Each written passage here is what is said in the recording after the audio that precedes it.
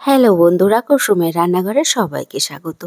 শীতের দিনে হঠাৎ পিঠে খেতে মন চাইলে দারুণ স্বাদের এই পিঠাটা বানিয়ে নিতে পারেন। খুব কম সময়ের মধ্যে বানিয়ে নেওয়া যায়। বানানো খুবই সহজ। পৌষ সংক্রান্তিতে এই পিঠাটা বানিয়ে নিতে পারেন। এই পিঠাটা বানিয়ে যাকেই খাওয়াবেন প্রশংসা কিন্তু অবশ্যই পাবেন। তাহলে দেখে নেওয়া যাক আজকে আমার রেসিপিটি। পিঠা বানানোর জন্য সবার প্রথমে এখানে আমি 1 বাটি চাল ভিজিয়ে নিয়েছি। এখানে আমি আতপ চাল নিয়েছি। আপনারা চাইলে সিদ্ধ চালটা দিয়েও বানাতে পারেন। আতপ চালটা দিয়ে বানালে কিন্তু খেতে বেশি ভালো হয়। চালটাকে খুব ভালো করে ধুয়ে নিয়েছি, নিয়ে জলটা ঝারিয়ে নিয়েছি। এখানে একটা মিক্সিং জার নিয়েছি, চালগুলো আমি নিয়ে নেব। নিয়ে আমি 1 কাপ জল দিয়ে এটাকে পেস্ট তৈরি করে নেব। একদম কিন্তু মিহি পেস্ট তৈরি করে নিতে হবে। দেখুন আমার কিন্তু পেস্ট করা হয়ে গেছে। আমি একদম মিহি পেস্ট তৈরি করে নিয়েছি। তারপরে একটা বোলের মধ্যে ঢেলে নেব।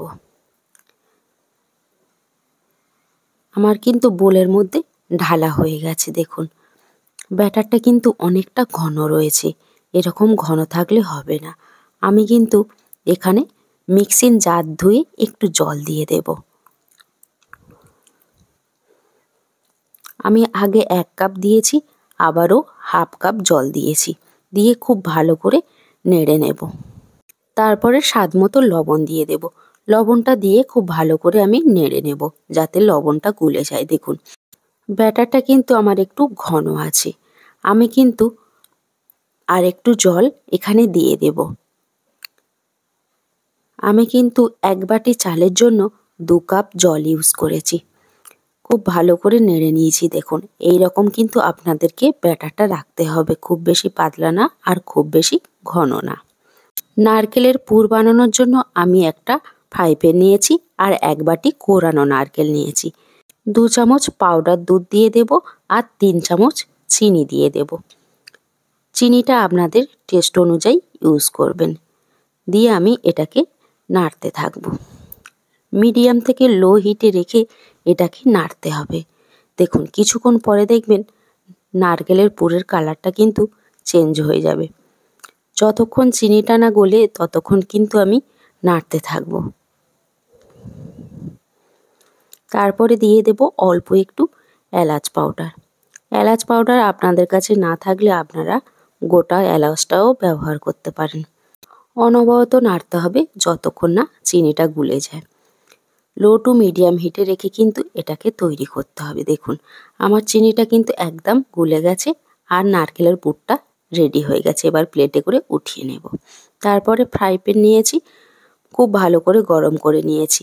অল্প একটু তেল দিয়ে চারিদিকে লাগিয়ে নেব।